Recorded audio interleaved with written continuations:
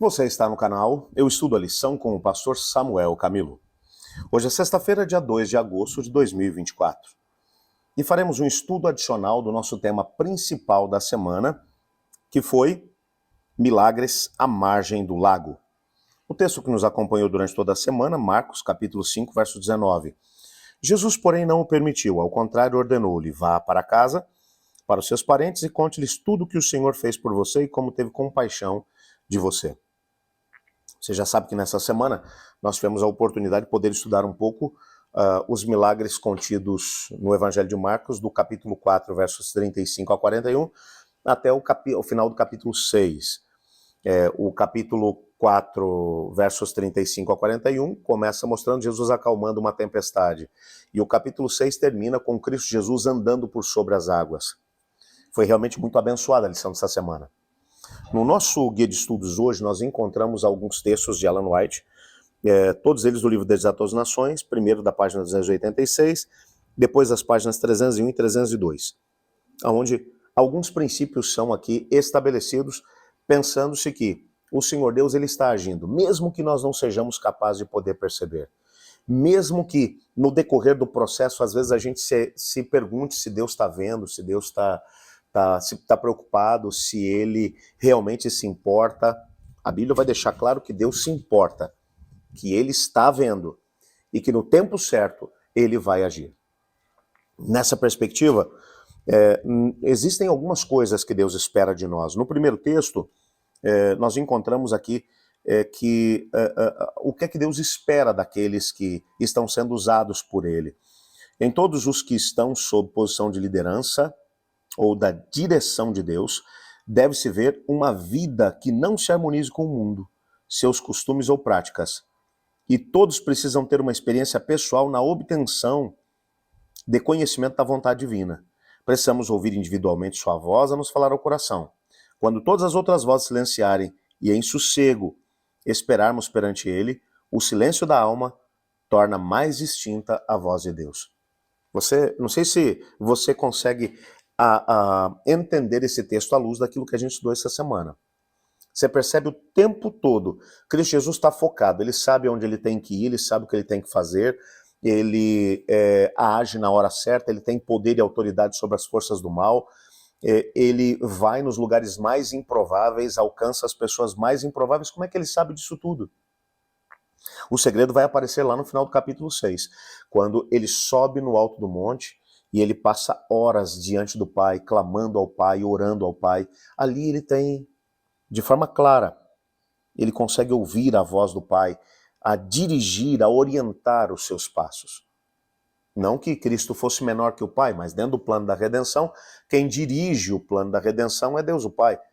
Ou seja, Cristo como segundo Adão, apesar de ter sido o autor do plano da redenção, agora, na aplicação do mesmo, ele dependia do Pai, assim como eu e você precisamos depender. Por que tem muita gente perdida hoje em dia?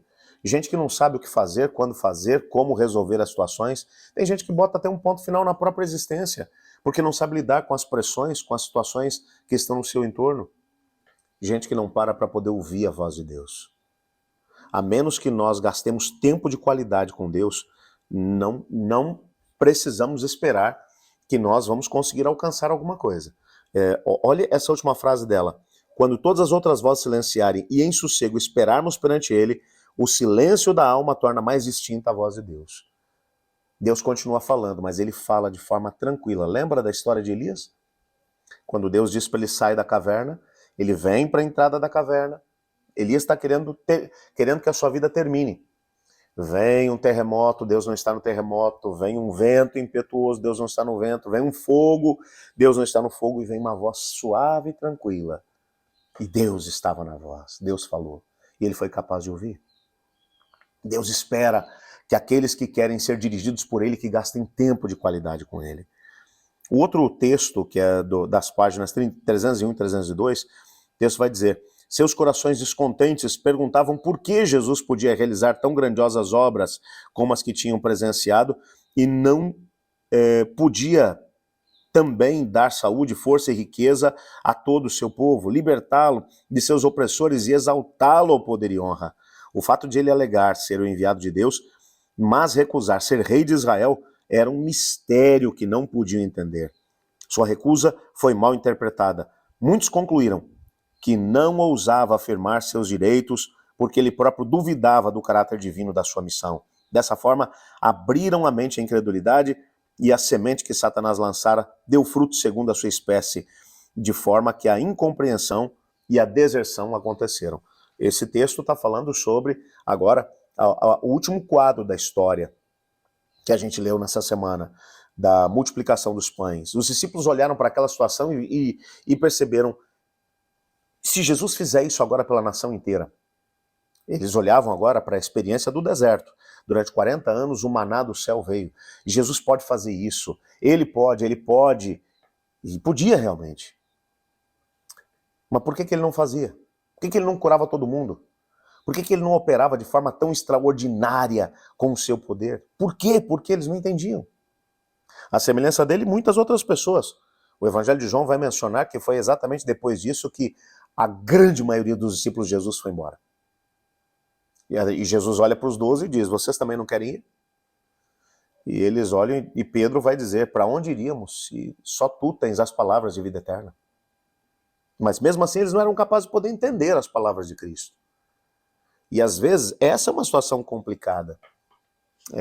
Nós queremos entender tudo aquilo que Deus está fazendo, queremos entender os motivos, as intenções, e nem sempre seremos capazes de poder fazê-lo. O que Deus espera que façamos é que, mesmo não compreendendo o que Ele está fazendo, que nós sejamos capazes de poder nos colocar nas mãos dEle e esperar nele. Você pode ter certeza de que mesmo que você não entenda o que Deus está fazendo, Ele está fazendo alguma coisa. E o que Ele está fazendo vai fazer sentido talvez algum tempo mais tarde, quando você olhar e dizer o que Ele estava fazendo fazia sentido. Se Ele fizesse o que eu queria que Ele fizesse, teria sido uma tragédia. Eu gosto muito de um texto de Ellen White onde ela menciona que se nós tivéssemos a mesma visão e o mesmo conhecimento que Deus tem, nós faríamos exatamente aquilo que Ele tem feito. Por isso, nossa fé tem que estar alicerçada no Senhor. Amanhã nós teremos a oportunidade de poder abrir o estudo número 6 do nosso trimestre, cujo tema será de dentro para fora. Mas antes disso eu quero orar com você.